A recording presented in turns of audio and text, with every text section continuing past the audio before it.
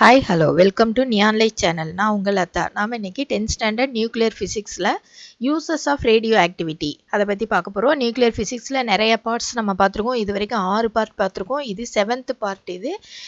இதுக்கு முன்னாடி அந்த வீடியோஸ்லாம் பார்க்கல அப்படின்னா நான் descriptionல உங்களுக்கு லிங்க் தரேன். அதுல போய் பார்த்துட்டு அதுக்கப்புறம் இந்த வீடியோவை பாருங்க. உங்களுக்கு நல்லாவே புரியும்.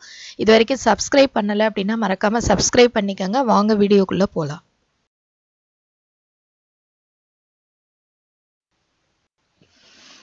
இன்னைக்கு நம்ம பார்க்க போகிறது என்னென்னா ரேடியோ ஆக்டிவிட்டியோட யூசஸ் என்னன்னு பார்க்க போகிறோம். நம்ம ரேடியோ ஆக்டிவிட்டினா என்னன்னு பார்த்தாச்சு, என்னென்ன ரேஸ் அதில் வரும்னு பார்த்தாச்சு, அதே மாதிரி பாம்ஸ் எல்லாமே ஆட்டம் பாம் பார்த்தாச்சு, ஹைட்ரஜன் பாம் பார்த்தாச்சு, நியூக்ளியர் ஃபிஷன் ஃபியூஷன் இது எல்லாமே பார்த்துட்டோம்.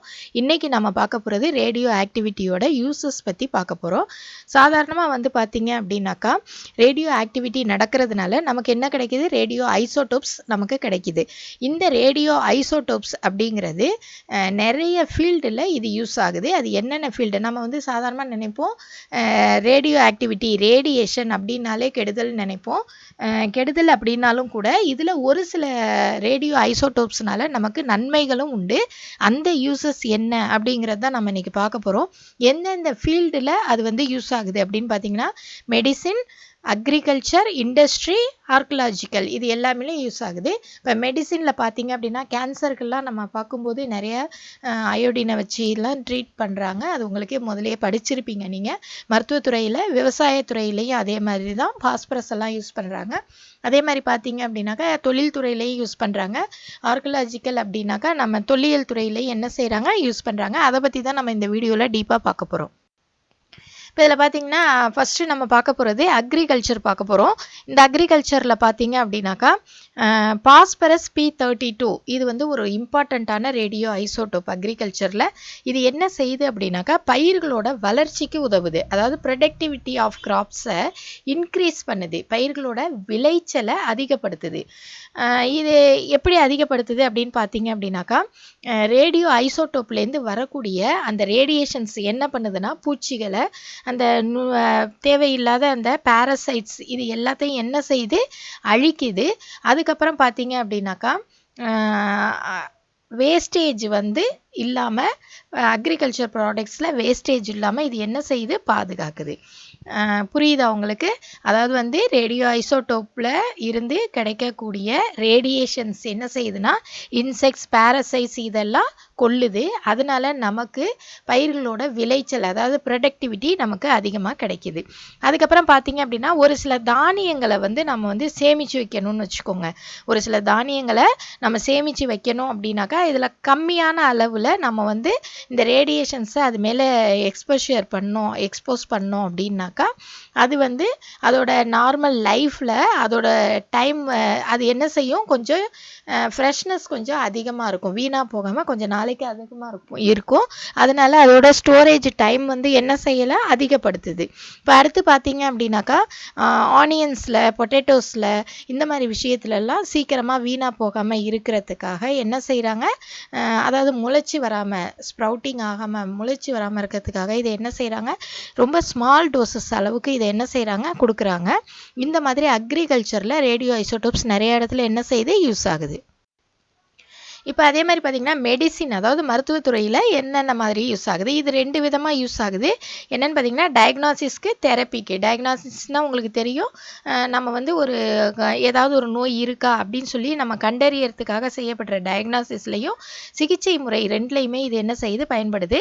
இப்போது ஒரு சில டயக்னாசிஸ் பண்ணுறதுக்கு என்ன மாதிரியான ரேடியோ ஐசோடோப்ஸ் யூஸ் ஆகுது அப்படின்னு சொல்லி பார்த்தாக்கா ரேடியோ ஐசோடோப்ஸ் பார்த்திங்கன்னா ஒரு ட்ரேசஸாக யூஸ் ஆகுது. அதை கண்டுபிடிக்கிறதுக்கு, தடயம் கொடுக்கறதுக்காக இதை என்ன பண்ணுறாங்க, யூஸ் பண்ணுறாங்க.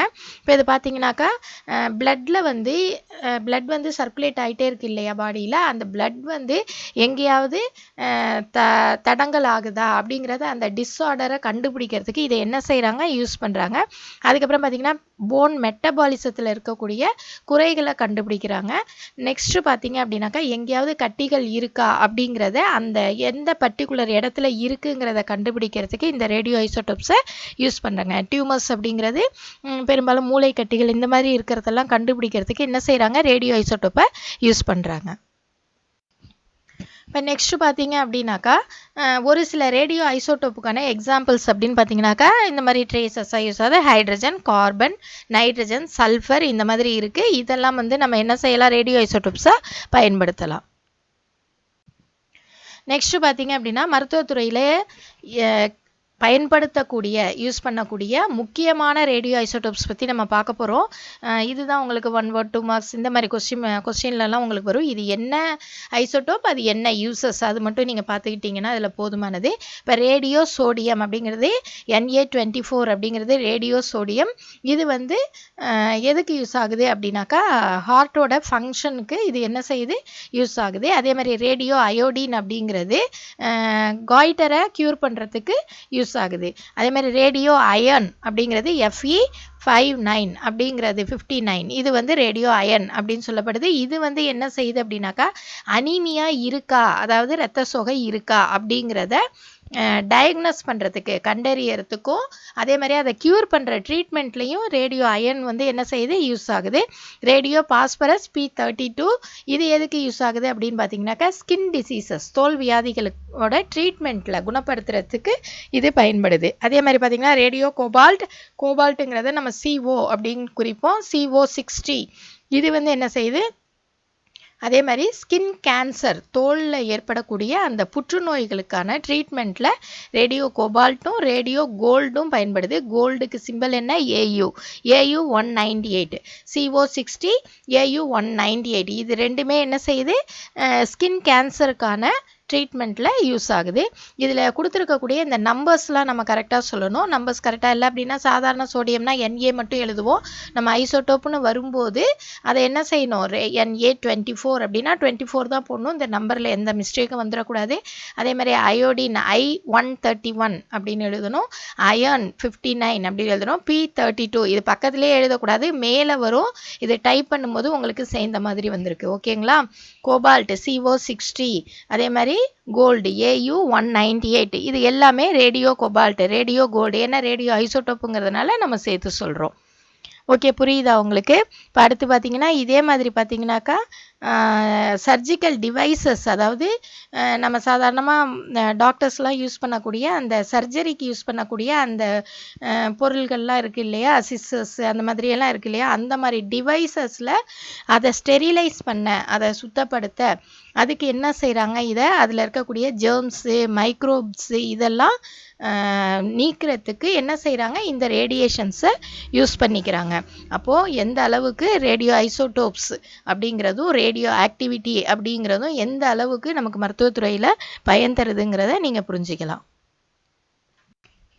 இப்போ நெக்ஸ்ட்டு நம்ம இண்டஸ்ட்ரீஸில் எப்படி வந்து இந்த மாதிரி ஐசோடோப்ஸ் யூஸ் ஆகுது அப்படிங்கிறத பார்க்கலாம். இதில் பார்த்தீங்க அப்படின்னாக்கா radio active isotopes are used as traces to detect any manufacturing defects such as cracks and leaks. இப்போ சின்ன சின்ன மிஷினரிஸாக இருந்தால் நம்ம என்ன செய்யலாம், ஈஸியாக அப்படியே பார்த்து கண்டுபிடிச்சிருவீங்க.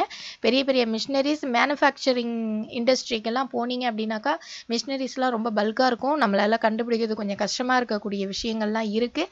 அந்த மாதிரி இருக்கும்போது இந்த ரேடியோ ஆக்டிவ் ஐசோடோப்ஸை வச்சு தான் என்ன செய்கிறாங்க, எங்கே கிராக் இருக்குது, எங்கே லீக்ஸ் ஆகுது, எந்த இடத்துல லீக் ஆகுது, எந்த இடத்துல கோடு விழுந்திருக்கு, எந்த இடத்துல உடஞ்சிருக்கு அப்படிங்கிறதெல்லாம் கண்டுபிடிக்கிறதுக்கு இந்த ரேடியோ ஆக்டிவ் ஐசோடோப்ஸை ஒரு ட்ரேஸராக என்ன செய்கிறாங்க, யூஸ் பண்ணுறாங்க. புரியுதா உங்களுக்கு. அடுத்து பார்த்தீங்க அப்படின்னாக்கா பேக்கேஜிங் ஃபால்ட்டையும் என்ன செய்யலாம், கண்டுபிடிக்கலாம். ஒரு பொருளை வந்து பேக்கிங் பண்ணுறாங்க, அதில் இருக்கக்கூடிய ஃபால்ட்டு என்ன, அதில் என்ன ஃபால்ட் இருக்குது, அது எங்கேயாவது சின்ன ஓட்டை இருக்கா அப்படிங்கிறதெல்லாம் கண்டுபிடிக்கிறதுக்கு இதை யூஸ் பண்ணுறாங்க. அப்புறம் gauges which have radioactive sources are used in many industries to check the level of gases, liquids and சாலிஸ், அதாவது கேஸ், லிக்விட், சாலிஸ் இதிலெல்லாம் எந்த லெவலுக்கு இருக்குது அப்படின்னு கண்டுபிடிக்கிறதுக்கு இந்த ரேடியோ ஆக்டிவ் சோர்ஸஸை என்ன செய்கிறாங்க, யூஸ் பண்ணுறாங்க. நெக்ஸ்ட்டு இதில் யூஸ் பண்ணக்கூடிய ஐசோடோப்ஸ் நேம்ஸ் எல்லாம் பார்ப்போம். கலிஃபோர்னியம்ங்கிறது CF, கலிஃபோர்னியம் 252 இது எதுக்கு யூஸ் ஆகுதுனாக்கா இப்போ ஏர்போர்ட்லலாம் போகிறாங்க, ஏர்வேஸில் போகிறாங்க அப்படிங்கும்போது அங்கே போகும்போது லக்கேஜ் எடுத்துகிட்டு போகிறாங்க இல்லையா, அதில் ஏதாவது பாம்ஸ் இருக்கா, எக்ஸ்ப்ளோசிவ்ஸ் இருக்கா அப்படின்னு கண்டுபிடிக்கிறதுக்கு, வெடிப்பொருட்கள் எதுவும் எடுத்துகிட்டு போகிறாங்களா அப்படின்னு பார்க்குறதுக்கு இந்த கலிஃபோர்னியம் 252 அவங்க என்ன செய்கிறாங்க, யூஸ் பண்ணுறாங்க. அப்போ இது எவ்வளோ முக்கியத்துவம் வாய்ந்ததுன்னு பாருங்கள். இப்போ என்ன ஒரு பாம் பிளாஸ்ட் ஆகாமல் இருக்கிறதுக்காக லக்கேஜ்லலாம் எக்ஸ்ப்ளோசிவ் இருக்கா அப்படின்னு கண்டுபிடிக்கிறது இந்த கலிஃபோர்னியம் 252 யூஸ் பண்ணுறாங்க. அதே மாதிரி பார்த்தீங்கன்னா அமெரிசியம் ஏஎம், அமெரிசியம்ங்கிறத ஏஎம் சொல்லுவோம். ஏஎம் 241 எதுக்கு யூஸ் ஆகுது அப்படின்னாக்கா ஸ்மோக் டிடெக்டர். அதாவது நிறைய இண்டஸ்ட்ரீஸில் புகை போகிறதுக்கெல்லாம் நிறைய இன்ஸ்ட்ருமெண்ட் வச்சுருந்தாலும் கூட அதில் எங்கேயாவது ஸ்மோக் வந்து லீக் ஆகுதா அப்படின்னு பார்க்குறதுக்கு, இதில் வந்து பார்த்தீங்கன்னாக்கா ரொம்ப பாய்சனஸ் கேஸ் இருக்கலாம், நார்மலான கேஸ் இருக்கலாம், அந்த மாதிரி ஒரு இரிட்டேட்டிவ் கேஸ் இருக்கலாம். இதெல்லாம் லீக் ஆனிச்சுன்னா பெரிய அளவுக்கு ஒரு டேஞ்சரை கொடுக்கக்கூடிய விஷயங்கள். அதை கண்டுபிடிக்கிறதுக்கு ஸ்மோக் டிடெக்டராக என்ன செய்கிறாங்க, அமெரிசியம் 241 யூஸ் பண்ணுறாங்க. நெக்ஸ்ட் நம்ம பார்க்க போகிற டாபிக் என்னென்னா ஆர்கியலாஜிக்கல் ரிசர்ச், அதாவது தொல்லியல் துறையில் எப்படி யூஸ் பண்ணுறாங்க. உங்களுக்கு தெரியும், சாதாரணமாக சொல்லுவாங்க பூமியோட வயசு இவ்வளவு, இந்த பாறையோட வயசு இவ்வளவு, இந்த பாறை தோண்டி இவ்வளோ நாள் ஆச்சு. ஒரு சில பெயிண்டிங்ஸ் இருக்கும், இந்த பெயிண்டிங்ஸ் தோண்டி இந்த அதாவது பார்த்திங்கன்னா கிமுல வந்தது, பிஃபோர் கிறிஸ்து, ஆஃப்டர் கிறிஸ்து அப்படிலாம் பார்க்குறாங்க இல்லையா. அந்த மாதிரி பார்க்கும்போது பிசியா அந்த மாதிரி கண்டுபிடிக்கிறதுக்கு இதை என்ன செஞ்சுக்கிறாங்க, யூஸ் பண்ணிக்கிறாங்க. இந்த மாதிரி டேட்டிங் வந்து பார்த்திங்கன்னா ரொம்ப பழங்கால பொருட்களை எவ்வளோ வருஷத்துக்கு முன்னாடி இது தோன்றி இருக்கலாம் அப்படின்னு கண்டுபிடிக்கிறதுக்கு இதை யூஸ் பண்ணிக்கிறாங்க. அப்போ ரேடியோ கார்பன் டேட்டிங் அப்படிங்கிறது ரொம்ப ஒரு ஃபேமஸான விஷயம், ரொம்ப ஆர்கியலாஜிக்கலில் ரொம்ப யூஸ் பண்ணக்கூடிய ஒரு விஷயம். இதில் யூஸ் பண்ணக்கூடிய அந்த டெக்னாலஜி ரேடியோ ஆக்டிவிட்டியை வச்சு தான் யூஸ் பண்ணுறாங்க. அப்போ ரேடியோ கார்பன் டேட்டிங் அப்படிங்கிறது ரொம்ப இம்பார்ட்டண்ட்டானது. இப்போ இதுலேருந்து நம்ம என்ன தெரிஞ்சுக்கலாம் அப்படின்னா, ஒரு பூமியோட வயசை தெரிஞ்சுக்கலாம். இல்லை ஒரு ஃபாசில்ஸ் இருக்குது, அதாவது படிமங்கள், பாறை படிமங்கள் சொல்லுவாங்க, ஃபாசில்ஸ் இருக்குது, ஒரு பெயிண்டிங்ஸ் இருக்குது, அப்புறம் முற்காலத்தில் இருந்த ஒரு மானுமெண்ட்ஸ் இருக்குது, சின்னங்கள் அப்படின்னு சொல்லுவாங்க, அதெல்லாம் இருக்குது இல்லையா. அது எத்தனை வருஷத்துக்கு முன்னாடி கட்டப்பட்டது, எத்தனை வருஷத்துக்கு முன்னாடி தோன்றினது அப்படின்னு டிட்டர்மைன் பண்ணுறதுக்கு அதுக்கு இந்த ரேடியோ கார்பன் டேட்டிங்கை யூஸ் பண்ணுறாங்க. இப்போ இதில் பார்த்தீங்க அப்படின்னாக்கா இதை எப்படி கண்டுபிடிப்பாங்க அப்படின்னு கேட்டிங்கனாக்கா, அதாவது வந்து இந்த ரேடியோ ஐசோடோப் வந்து அது மேலே இந்த ரேடியேஷன் படுற மாதிரி செய்யும்போது அதில் இருந்து நமக்கு என்ன கிடைக்கும்னாக்கா ஒரு ரேடியேஷன் கிடைக்கும் இல்லையா. அதை வச்சு தான் என்ன செய்வாங்க, கண்டுபிடிப்பாங்க. In radio carbon dating the existing amount of radio carbon is determined and this gives an estimate about the age of these things. இந்த ரேடியேஷன் வந்து அது மேலே செலுத்தப்படும் போது அதில் மிச்சம் எவ்வளோ ரேடியோ கார்பன் இருக்குது அப்படிங்கிறத வச்சு தான் என்ன செய்வாங்க, இதை வந்து கண்டுபிடிப்பாங்க. இந்த வீடியோ உங்களுக்கு ரொம்ப பிடிச்சிருக்கும்னு நினைக்கிறேன், யூஸ்ஃபுல்லாகவும் இருந்திருக்கும்னு நினைக்கிறேன். யூசஸ் ஆஃப் ரேடியோ ஆக்டிவிட்டி அப்படிங்கிறது ஒரு இம்பார்ட்டண்ட்டான ஒரு டாபிக் தான் இது. இது மேக்ஸிமம் நீங்கள் மெமரி பண்ணுற மாதிரி தான் இருக்கும். இந்த வீடியோ பிடிச்சிருந்தா லைக் பண்ணுங்கள், ஷேர் பண்ணுங்கள், மறக்காமல் சப்ஸ்கிரைப் பண்ணுங்கள். நெக்ஸ்ட் வீடியோவில் உங்களை நான் மீட் பண்ணுறேன். தேங்க்ஸ் ஃபார் வாட்சிங்.